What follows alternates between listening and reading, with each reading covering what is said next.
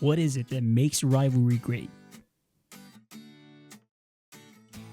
Does it simply come down to the frequency of matchups between the two teams, or is it something more?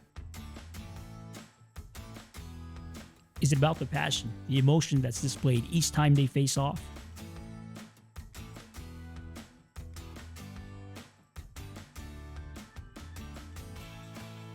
Is it the animosity, the intensity that exists between the two teams?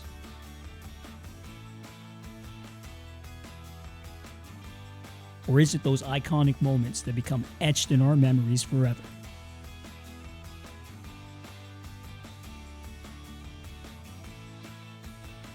Or is it the drama, the theater, the unique cast of characters that help make these basketball games timeless moments in NBA history?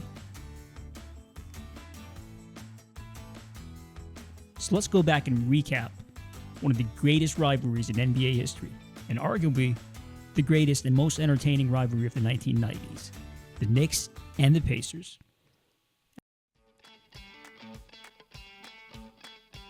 For the Knicks, it all began in 1985 in the arrival of Patrick Ewing. In one of the most controversial drafts of all time, the Knicks managed to get that first pick, and of course they used it to get Ewing.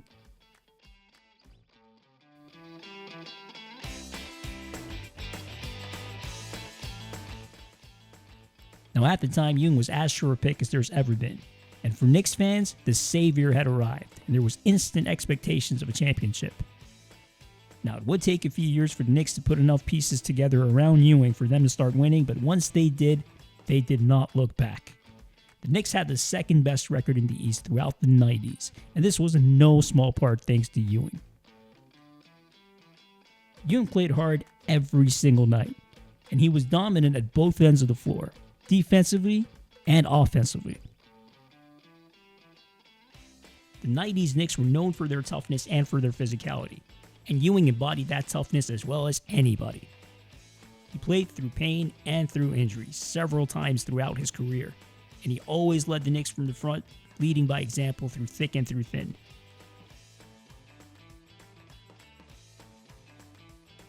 Patrick Ewing was the heart and soul of that Knicks team, and he did everything within his power to try to lead them to a championship.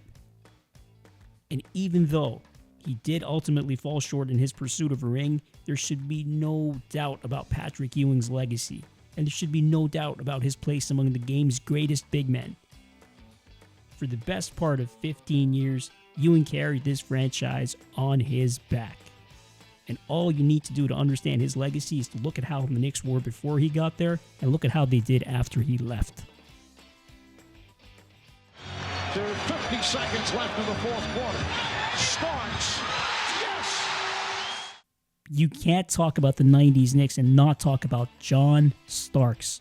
John Starks played with pure passion and heart, and he gave it everything he had for every single minute of his career. He had a never-say-die attitude, which often lifted the Knicks. But Starks may have been the streakiest player to ever play in the NBA. Starks could make 10 shots in a row, then he could miss 10 shots in a row. And you never knew which way John Starks was going to go. But he was the spark plug for this team, and it was often his matchups with a certain superstar from the other team that made this series so fascinating.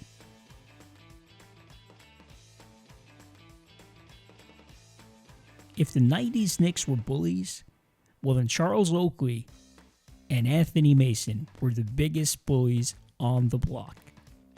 These two guys were big, they were tough, they were strong, and they were there to hurt you and intimidate you. Both of these players were iconic for New York in the 90s. They were there to do the dirty work, and they did it as well as anybody in the league. Now, Mason was probably the more skilled player of the two, because he could put the ball on the floor and do things that other big men couldn't. And how he wasn't starting instead of Charles Smith, I'll never know. And as for Charles Smith, well, I'm not going to bother talking about Charles Smith.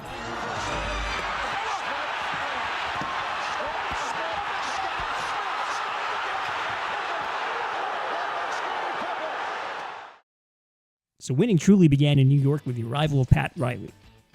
Riley brought his championship experience from the Lakers and immediately turned this New York Knicks team around. Within his first year there, he took a team that won 39 games the previous year and had them win 50. Riley turned the Knicks into the meanest and nastiest team in the league.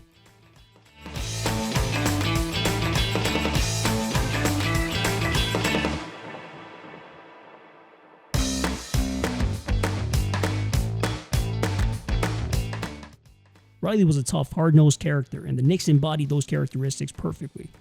Also, I don't think I've ever seen another coach tackle and pin down an opposing player. But that was Pat Riley.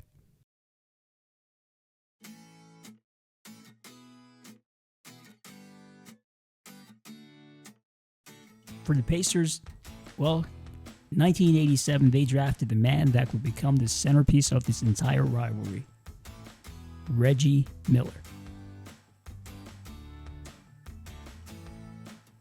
For the next 18 years, Reggie Miller would go on to become the face of the franchise. His off-ball movement and three-point shooting were second to none, and it's his playing style that laid the blueprint for players such as Steph Curry and Klay Thompson. Much like Ewing, people love to question Reggie's legacy because he never won a championship.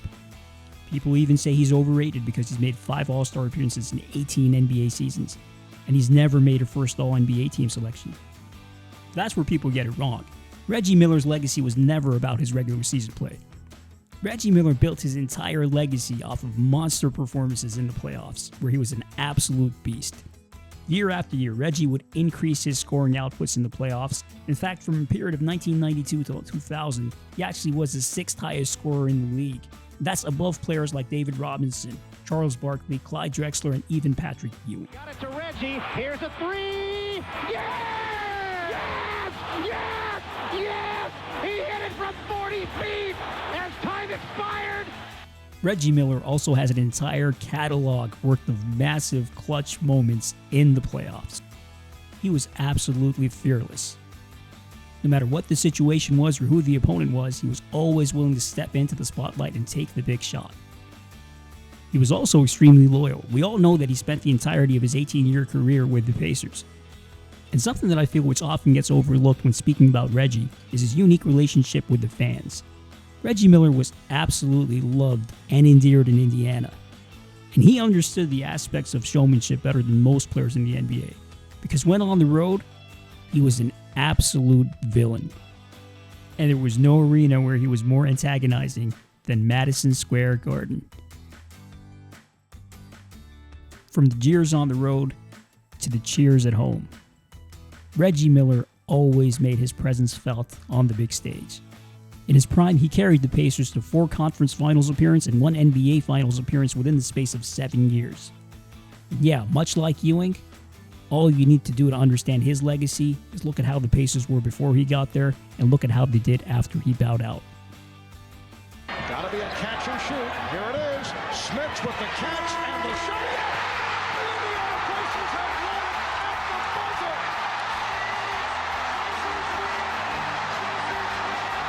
Rick Smits, the Duncan Dutchman.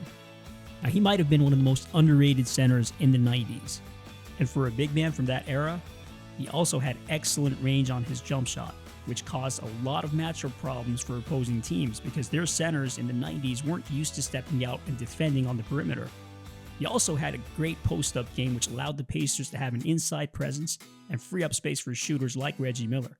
He didn't give them much in terms of shot blocking or rebounding, but his offensive presence alone was enough to keep even some of the elite centers in the league busy. And he had some great matchups with Patrick Ewing throughout this rivalry. And then there were the Davis boys. Now, to put it simply, Dale and Antonio Davis were the Pacers' equivalent of Oakley and Mason. They gave the Pacers the toughness and physicality needed to compete with the best teams in the 90s. And with these two around, you probably had to think twice before you tried driving to the basket. Another key player for the Pacers was Mark Jackson. And regardless of what you thought of the Jackson shimmy, he was one of the best passing point guards in the league. Jackson still ranks 6th all-time in the NBA in assists. He was drafted by the Knicks in 1987 and won Rookie of the Year there, and he always seemed to have an extra chip on his shoulder when he was playing against his former team. Just like with the Knicks, it was a coaching change that helped the Pacers realize their true potential. Under Larry Brown, the Pacers prioritized defense and became a 50-win team for the first time in franchise history. He also led them to their first ever playoff series win and back-to-back conference finals appearances in 1994 and 1995.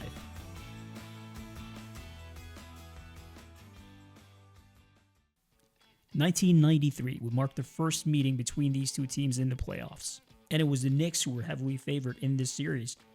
Having pushed Chicago to 7 games in their previous playoff run in 1992, the Knicks had topped the East and were poised to make another deep playoff run this year. Meanwhile, for Indiana, they barely squeezed into the playoffs as the 8th seed. Up until that point, the Pacers had never won a playoff series in the NBA. And Game 1 of this series would go a long way in terms of setting the tone for what lay ahead. Right from the get-go, there was a feistiness in this series. These two teams were going at each other within the first few minutes of the game. The Knicks would jump out to an early lead in this one behind the play of Patrick Ewing. Ewing led the Knicks on the night with a brilliant all-around game with 25 points, 9 rebounds, and 4 blocked shots. Rejection by Ewing. Out come the Knicks 4-on-2. No look. Oakley.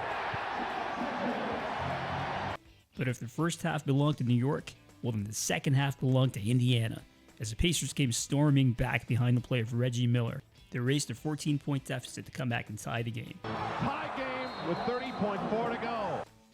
With just 19 seconds to go in the game, the Knicks would go to a familiar two-man game between Starks and Ewing.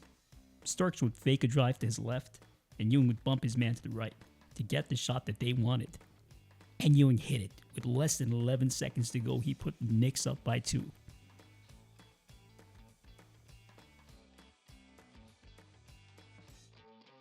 With the chance to go for the win, the Pacers would put the ball in the hands of Reggie Miller, who would get controversially bumped by Patrick Ewing as Ewing sent him crashing through the Knicks bench and into the front row of the crowd. A clutch jump shot by Patrick Ewing, followed by a controversial no call. Miller and the Pacers were livid as New York took Game 1.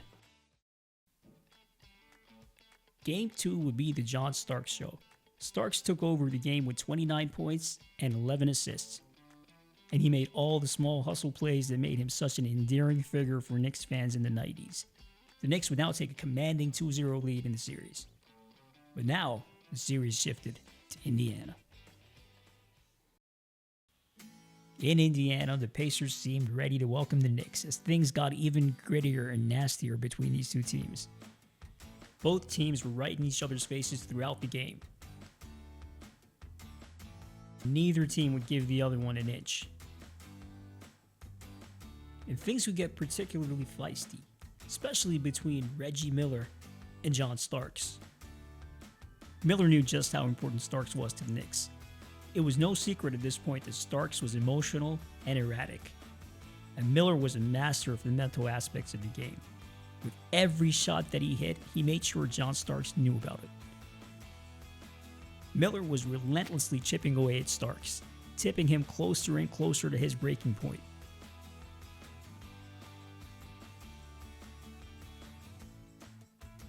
And then this happened. Right in front of the official, John Starks would completely lose his cool and headbutt Reggie Miller. Miller took full advantage as he went into some theatrics to make sure the officials knew exactly what happened. Oakley and Ewing were livid with Starks. How could he fall into Reggie's trap? Starks was ejected from the game. From then on, the Pacers would go on and dominate the rest of the game, outscoring the Knicks 59-34 without Starks. Reggie would finish the night with 36 points. And after the game, well, he let the media know why he thought John Starks might have lost his cool. I think something happened earlier in the day, maybe room service was late or something like that. In Game 4, the Pacers would put in a spirited effort behind the outstanding play of Rick Smits and Reggie Miller. Miller was doing everything he could to ensure his team would try and level this series. And Reggie Miller, a great finisher. He has 24. Indiana is on a 15-2 run. Miller was providing both the offensive push and the emotional lift needed to try and level this series, and he was trying to get the Indiana crowd involved as well. Reggie talking to the crowd talking back. But on this night, it was Patrick Ewing who would dominate and prove why he was one of the elite players in the game.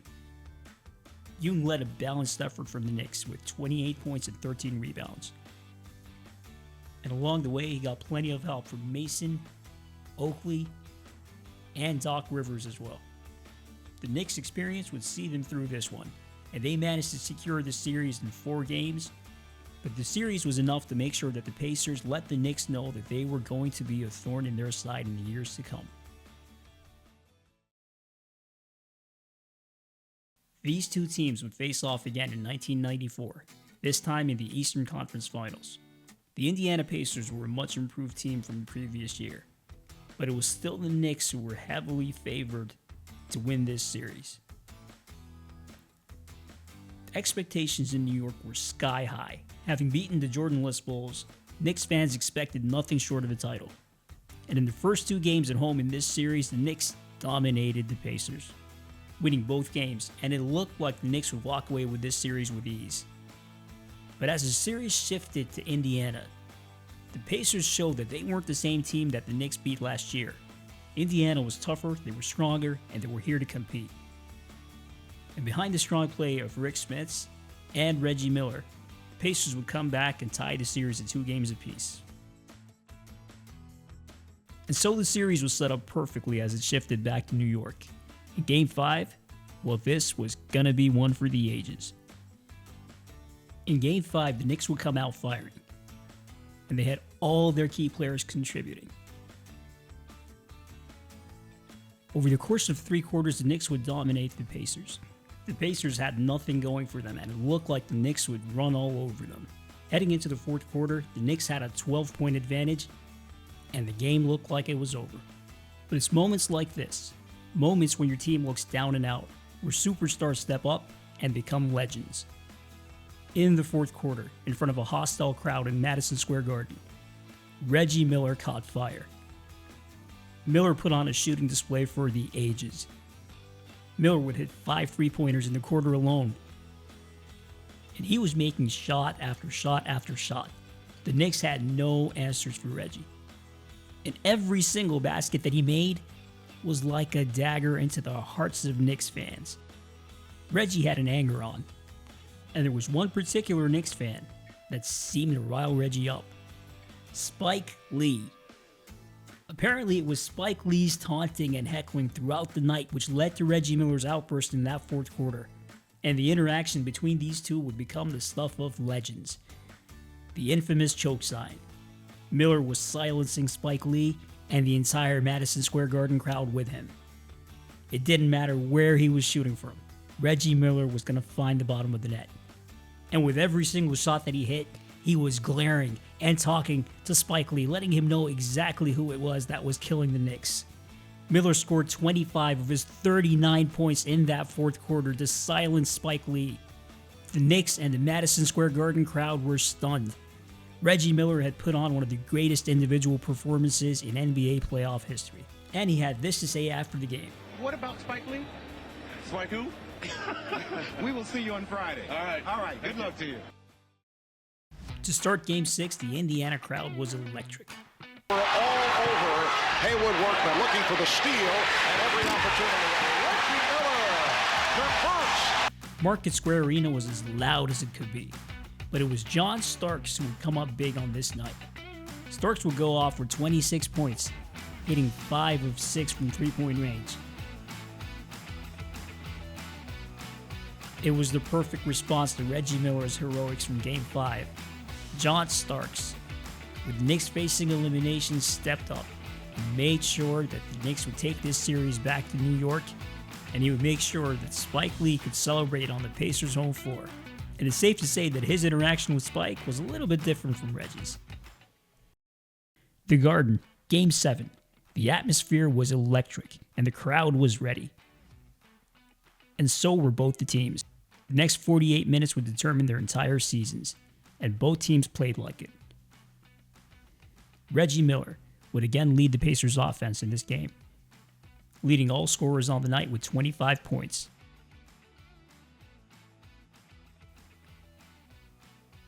But Patrick Ewing would respond in kind, and he would lead the way for New York.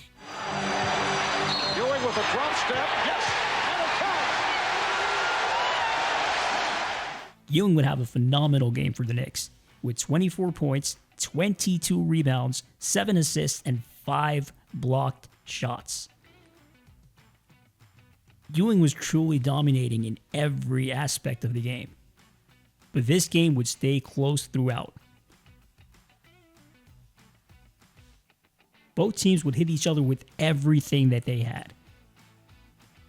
You could feel the intensity in the game as the supporting cast too would step up. You could see every single player from each team trying to contribute, trying their best. And both teams continued to exchange blow after blow.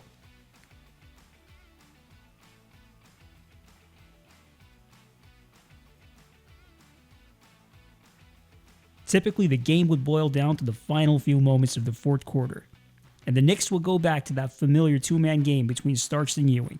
The pick and roll would cause the Pacers' defense to collapse. John Starks would find an opening to drive to the basket, but his layup would just miss. And somehow, the Pacers would allow Patrick Ewing to come soaring in and dunk in the miss, putting the Knicks up by 1. Then, with less than 9 seconds to go, Miller would work off of a couple of screens down low and have the chance to put the Pacers up by 1, but he would miss badly. With 4.2 seconds left on the clock, the Pacers would foul John Starks intentionally. In one of the worst officiating calls that you'll ever see, Reggie Miller was called for a flagrant foul in a Game 7 with less than 5 seconds on the clock. Reggie had barely grazed John Starks' face, and this was called a flagrant foul. In an extremely physical series, the refs chose to call a soft flagrant in the final seconds of the game with the Pacers down by 1, which of course meant that the Knicks would get the foul shots and possession of the ball, effectively ending the series for Indiana. Ewing and the Knicks came out on top after a grueling, epic 7-game series, as they celebrated their first NBA Finals appearance since 1973.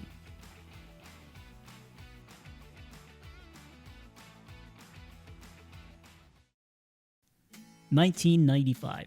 These two teams would face off for the third consecutive year in the playoffs.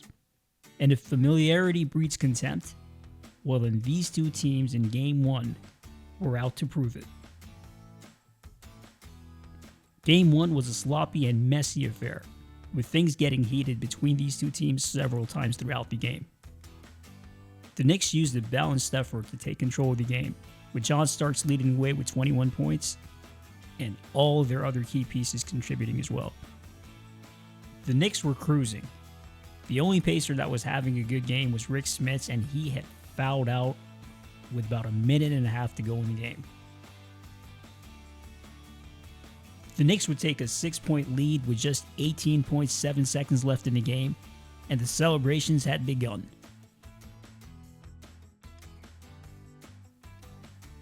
And then it happened.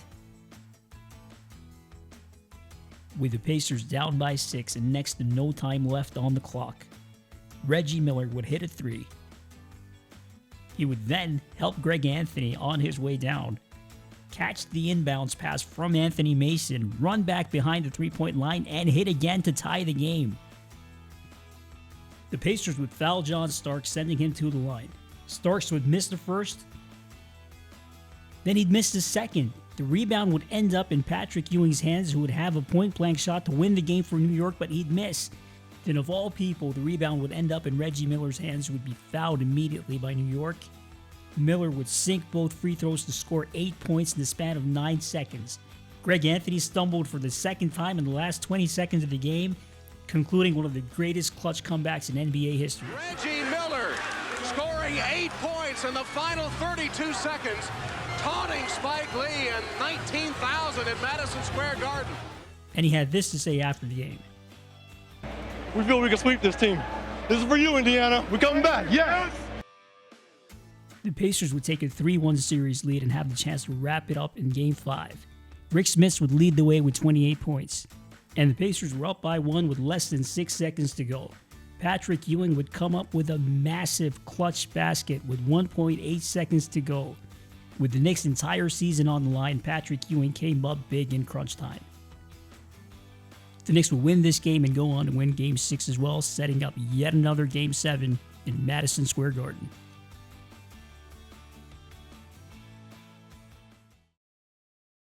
For the Knicks and the Pacers, it would again come down to 48 minutes to determine the outcome of their entire season. And much like last year, this game too was played at an extremely high intensity level. Players from both teams could be seen scrambling, going after loose balls, and giving it everything that they had.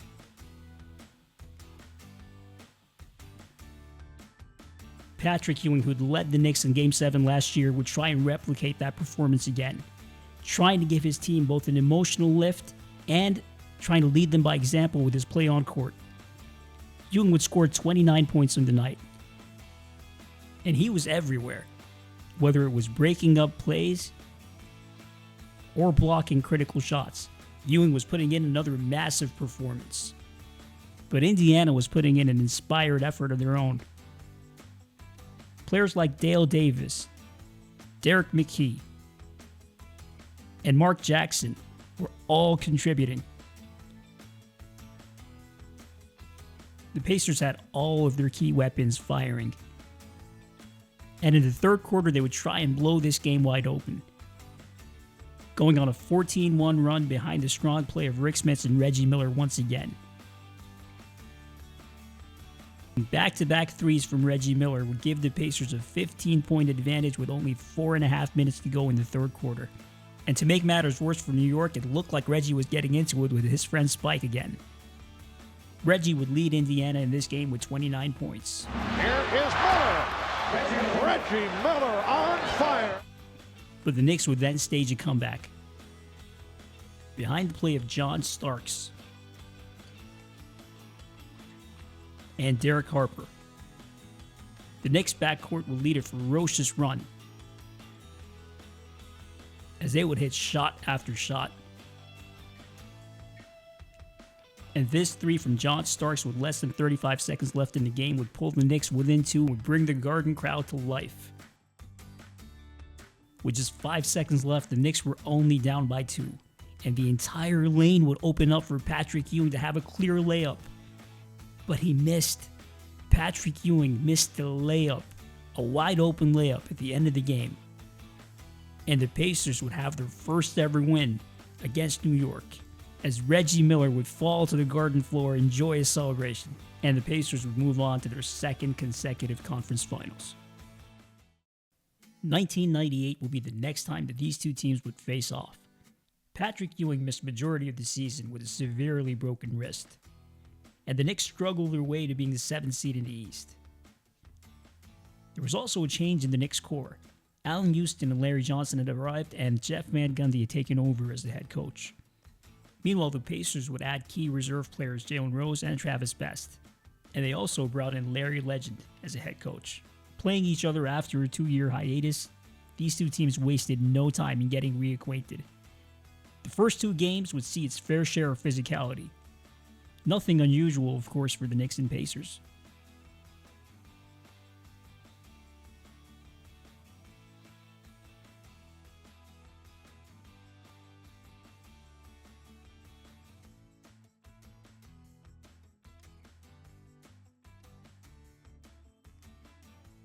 The 98 series would mark the first time that Indiana were strong favorites to put away the Knicks, and Indiana would win the first 2 games at home with ease.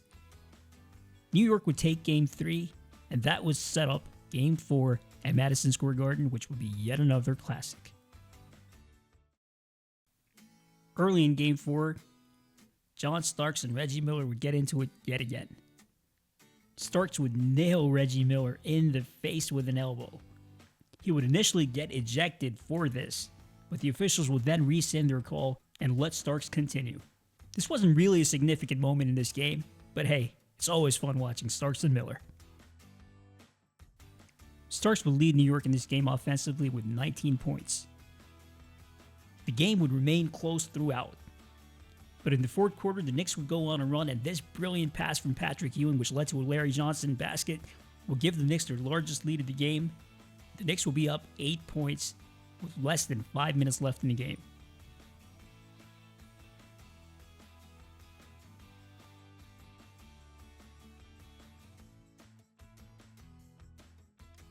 But as was so often the case, Reggie Miller and Rick Smits would lead the Pacers back into the game. And then, with around 16 seconds left in the game, the Pacers were down by 3, and they'd look towards Reggie. But the Knicks would double up on Miller and make sure that he couldn't get open. So he dished it inside to Smits, who missed from point-blank range.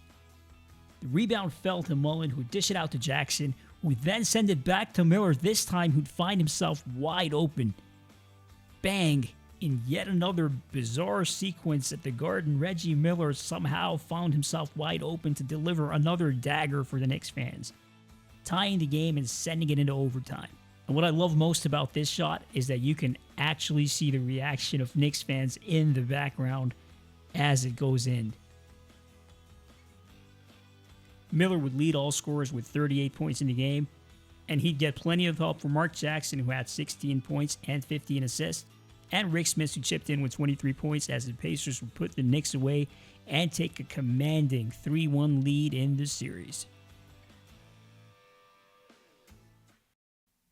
In Game 5 back home in Indiana, the Pacers would put the series away, led by Mark Jackson, who had the first ever playoff triple-double for the Pacers with 22 points, 14 rebounds, and 13 assists, as Indiana would advance and move on to their third conference finals in 5 years.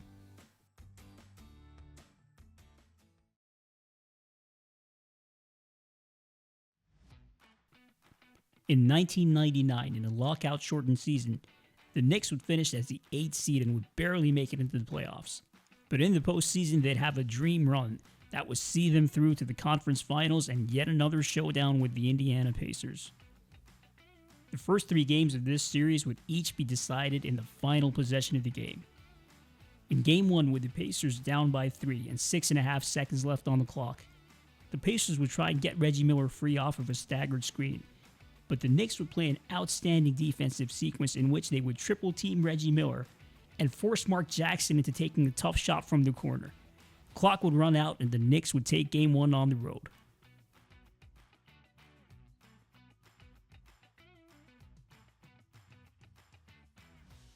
In Game 2, with the Pacers up 88-86 and just 2 seconds left on the clock, Indiana somehow allowed a cross-court pass to end up in Patrick Ewing's hands, who missed a clear shot from the free throw line. The Pacers were fortunate to tie this series. The game would mark the end of Patrick Ewing's postseason run, as he would unfortunately have to sit out the rest of the playoffs with an Achilles injury.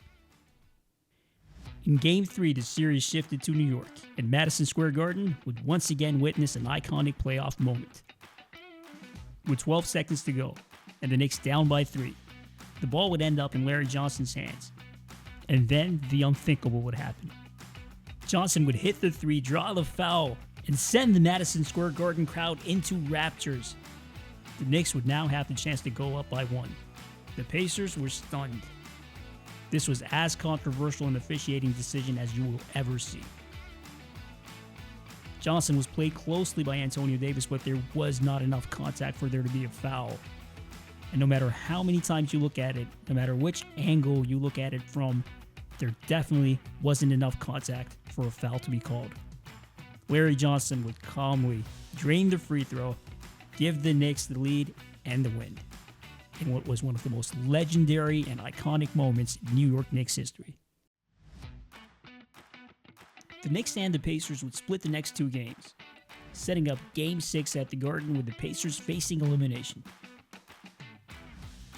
New York would have an early setback in this game, as they'd lose Larry Johnson to a knee injury. Johnson went down after a collision with Travis Best and did not return in the game. This left the onus on Allen Houston to step up, and Houston delivered. One of the best games of his career, Houston led New York with 32 points and making several key plays down the stretch. Houston was putting in an extremely efficient performance. He would shoot 12 of 17 from the field on the night.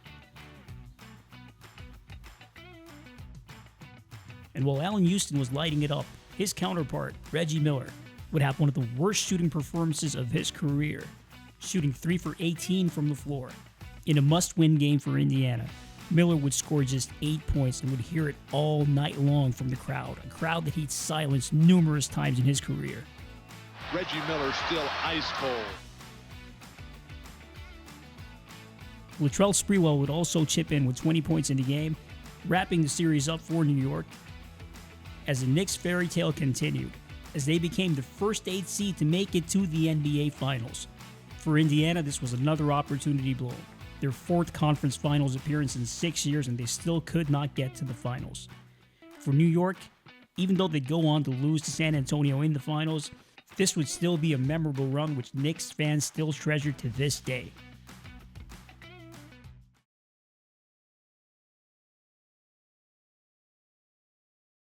The 2000 Eastern Conference Finals. This aging, veteran Indiana team, beloved by their fans, was making one more push at an NBA championship. And the Pacers would play extremely well throughout the regular season, finishing as a top seed in the East for the first time in franchise history. And in the Eastern Conference Finals against the Knicks, Indiana would make full use of that home court advantage, as they would win all 3 of their games at home, setting up Game 6 at the Garden with a chance to eliminate the Knicks. But in Game 6, although the Pacers started off well, it was Latrell Sprewell and Patrick Ewing who would take over the game in the 3rd quarter, giving the Knicks all the momentum heading into the 4th quarter. And it looked like the Knicks will be able to force a Game 7 and send the series back to Indiana. But Reggie Miller had some demons to vanquish from last season's nightmare Game 6. The Knick Killer was seeking redemption, and with the chance to eliminate the Knicks and make it to the NBA Finals in Madison Square Garden, Reggie Miller would step up big time, scoring 17 of his 34 points in the 4th quarter in a vintage performance, reminiscent of his 25-point 4th quarter in 1994.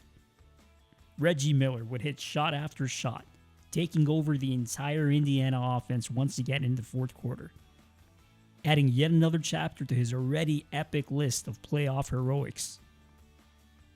Reggie Miller with another dagger, darting back behind the three-point line and knocking it down. He has 26 against the team he says he hates, the team they had to beat to get to the finals. Finally, at long last, Indiana would win the Eastern Conference Finals, and to do it against the Knicks, to do it in the Garden, to celebrate on the Garden floor. There couldn't have been a better way for this team to advance to their first and only NBA Finals appearance.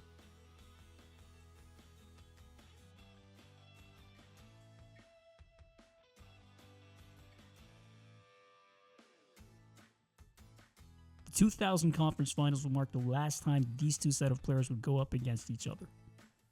That summer, Patrick Ewing would end his 15-year courtship with the Knicks.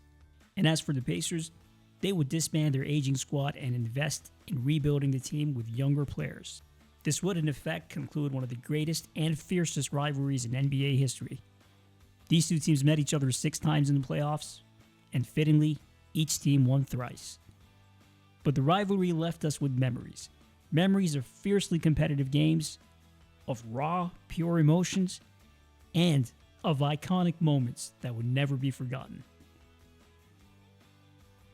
And in a way, perhaps the most fitting scene was the last one that we saw, with New York's greatest villain ever celebrating in the center of Madison Square Garden.